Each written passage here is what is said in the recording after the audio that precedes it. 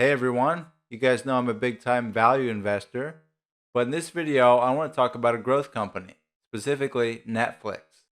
I'm going to analyze Netflix's financial statements and have a look at their growth projections and figure out whether it's a good value right now. If you're new to the channel, my name is Dan. I'm a business school professor focused on accounting and finance. The mission of this channel is to help you build your wealth through saving and investing. So if you like money, hit that subscribe button. I decided to make this video after Netflix announced their quarterly earnings and the stock price just imploded, dropping roughly 8% in the past 5 days. So what we're hoping for here is that perhaps the market overreacted and we can buy Netflix stock at a very good price. Now, from a long-term investing perspective, the business model of Netflix is quite comforting. Number one, unlike a lot of the other companies right now that are commanding very high valuations, very high price earnings ratios, I'm talking about Tesla, Apple, or Microsoft, Netflix is a little different. Unlike those companies, Netflix doesn't really have to innovate in order to keep their revenue stream coming. Think about a company like Apple. Yeah, it's true, they have great customer loyalty. But let's be honest, they need to keep coming out with better and better iPhones and things of that nature in order to keep customers buying it. To do that, they have to invest a lot in R&D. Netflix doesn't really have to do that. For Netflix, they let the creators come up with the content and they purchase it from them. There's a lot less pressure on them to innovate. Being the dominant player in the industry, they often have first choice of content.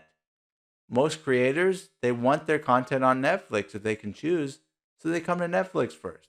In order for Netflix to succeed here, the only thing they have to do is continue to make good judgment when picking which content to put on their platform. Now, I know they've had some mistakes recently. We all know about cuties. But aside from that, they've done pretty well. Number two reason I love Netflix business model, economies of scale. One of the areas where you can best see the economies of scale is the cost of revenues on their income statement. The cost of revenues primarily consists of the money Netflix pays for people to give them content. Now, the price they pay is not going to vary with the number of subscribers they have very much at all. So you can see here, just go back a few years to 2017, they paid about $8 billion for content to generate $11.69 billion of revenue. That's about 68% of the revenue they had to pay to get the content. Fast forward 2 years, they paid about $12 billion to generate $20 billion in revenue. That's only about 61%. So as Netflix grows its subscriber base, you're going to see better and better economies of scale and better profitability. Many other expenses for Netflix also benefit from economies of scale. Here we have the number of employees for a few companies here. Netflix just has 8,600 employees compared to 137,000 for Apple or 163,000 for Microsoft or close to 50,000 for Tesla. So if we go back to their income statement, you can see a lot of their other expenses also do not increase proportionally with their revenues. Going from 2018 to 2019, that's roughly a 33% increase in revenue. But you look at the marketing costs, they barely moved. The result of this is that for a 33% increase in revenue, you end up with roughly a 50% increase in net income. Now, when I look at the balance sheet of Netflix, the first thing I notice is their liabilities to total assets ratio. At about 73%, I can say that Netflix has fair leverage, not super high, but definitely not low. Using the most recent quarterly report, I find they have an interest coverage ratio of about 6.67, which is pretty healthy. Okay, let's check out the profitability for the company. I've got about 5 years of data, plus I got trailing 12 months. So because we're 3 quarters into the 2020 fiscal year for this company, we are 9 months from this year plus 3 months from the last fiscal year. So it's not exactly a perfect measure, but it really never is in valuation unless you're valuing the company right after their annual report date. So we'll just go with this. What I notice here is, again, tremendous revenue growth. Oh my gosh. but even more incredible net income growth. And that's due to those economies of scale. Your expenses do not grow proportionally with your revenues, especially for a company like Netflix. The result of that is you have incredible return on equity here, which is increasing every year. Now, how much more can they grow? Well, let's have a look here. Netflix subscribers in millions. In the US and Canada, I'm not that optimistic about future growth because you've already got about 73 million subscribers. And if you think about the population in the United States alone, that doesn't leave you for a whole lot of room for growth. However, you've got these other regions, specifically looking at Asia Pacific, very untapped market there with only about 23 million subscribers, Latin America as well. So there is room for growth. So here's kind of a geographic breakdown of the number of memberships added every year. In the yellow, you've got US and Canada.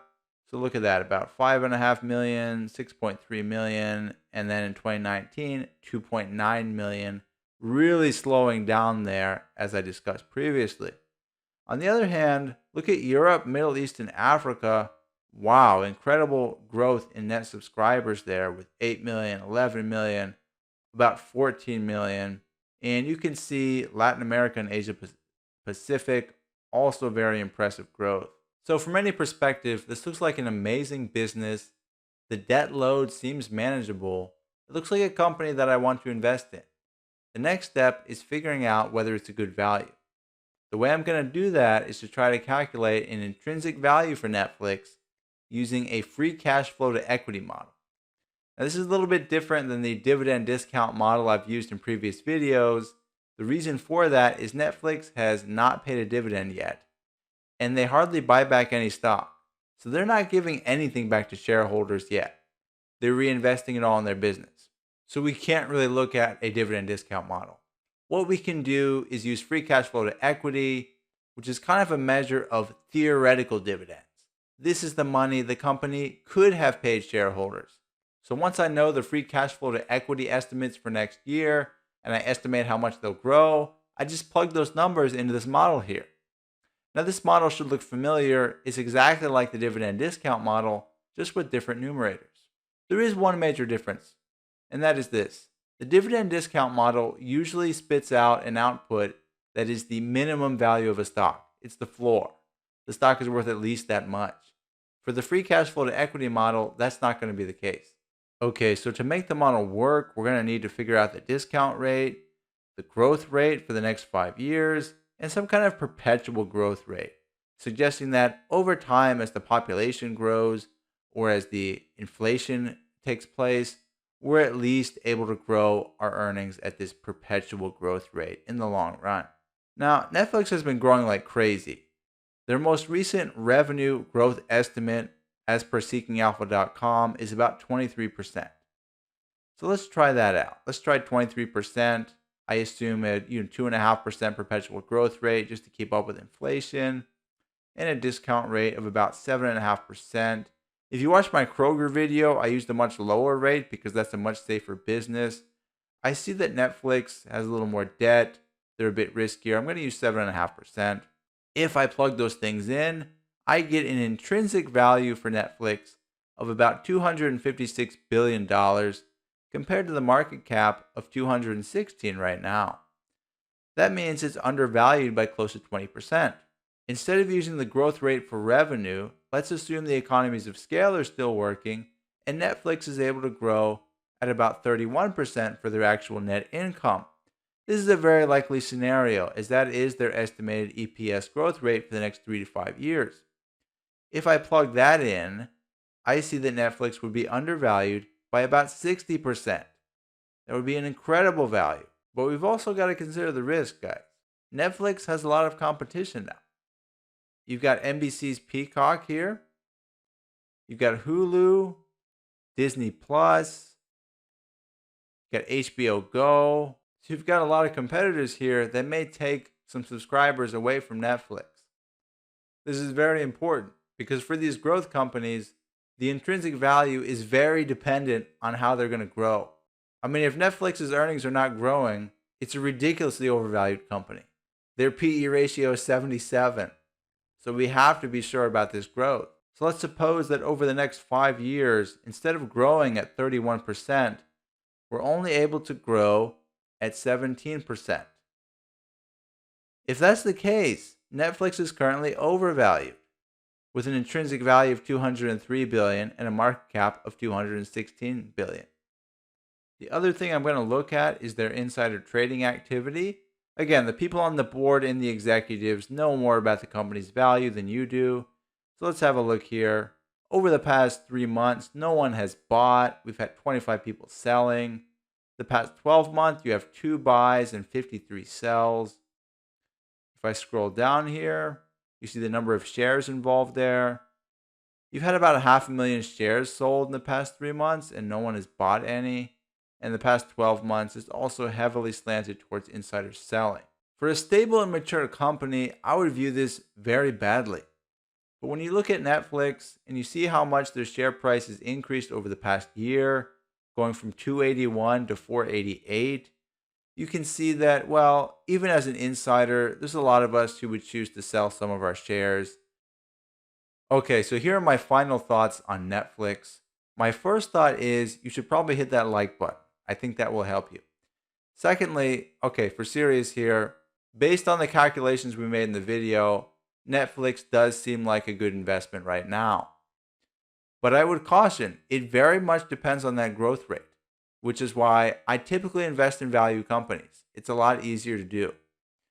With these growth companies, you're not going to be getting paid any dividends. Netflix is not even buying back stock right now. So you're not going to get anything while you hold it. And holding it is not so easy. Its price is going to have big fluctuations. Because as you saw from the spreadsheet, every time news comes out that changes what we think about their future growth rate, that drastically changes the value of the company. So the bottom line is this. If you believe the analysts and you believe Netflix can grow at that rate, they are a tremendous value right now and you should buy them.